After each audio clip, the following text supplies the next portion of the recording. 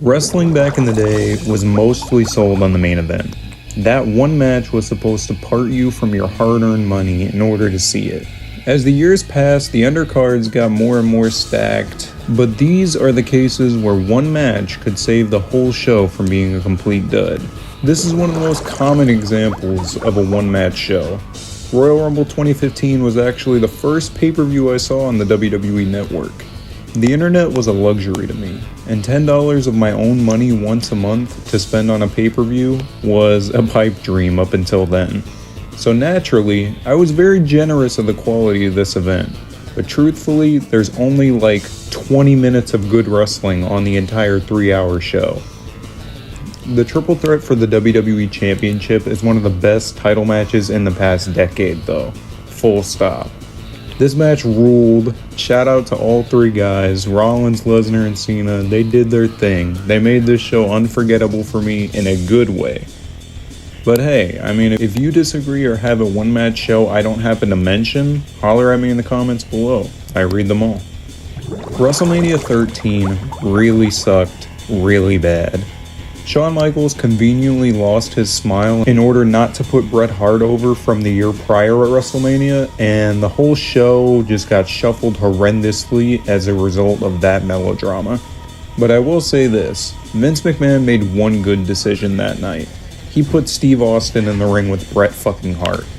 I've made no secret of my love for this wrestling match.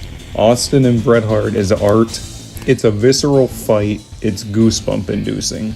This is truly a timeless wrestling match. It's full of iconic moments, and it's a portrayal of pro wrestling that I think WWE loses sight of sometimes.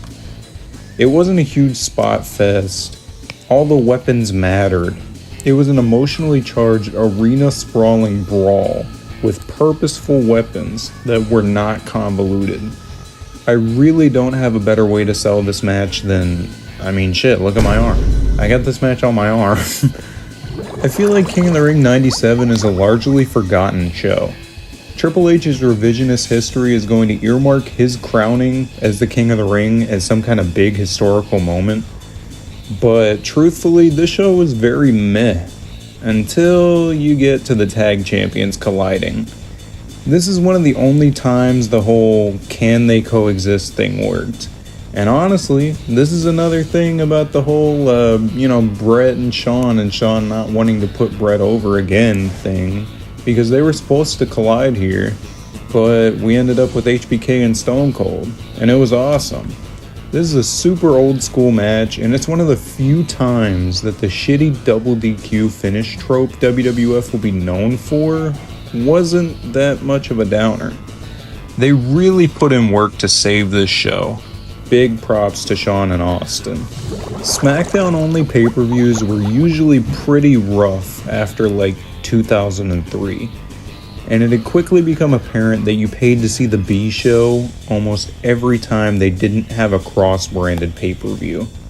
And no event is more of a one-match show to me than Judgment Day 04. This main event is brilliant. They really needed to try and sell people on JBL as a singles main event level heel, and Jesus Christ, if there was anybody to ever do it, it was Eddie Guerrero. He was going to legitimize JBL.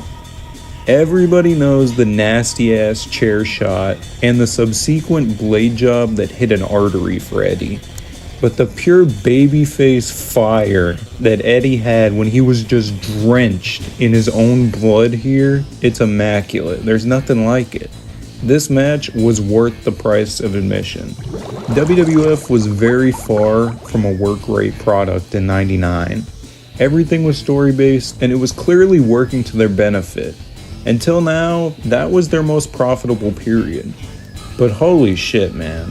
The Rock and Mankind beat the brakes off each other. At Rumble 99, they were damned and determined to show that The Rock had a mean streak. And every time some new heel needed to be solidified back then in a violent way, they called Mick Foley. This match is very hard to watch having known the first-hand stories of the men involved. It's like a prime example of CTE for like 20 minutes straight. This is one of the best garbage brawls I've ever seen, and it's not going to be duplicated. If you need to watch some kind of wrestling today, go watch The Rock and Mankind from the Rumble. Our final entry is from the late great Luke Harper and the mid-card GOAT of the 2000s, Dolph Ziggler. They tore the goddamn house down at tables, ladders, chairs, and stairs in 2014. And I mean, you know, with the pay-per-view named like that, they didn't need to try as hard as they did. Who was really going to spend money on that show?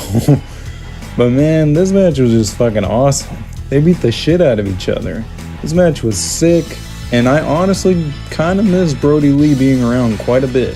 I feel like we could have gotten a rematch of this ladder match by now, considering how the wrestling world has morphed since Brody Lee's passing. And, you know, I'm sorry to end this video on such of a downer. RIP Brody Lee. I appreciate y'all. Take it easy.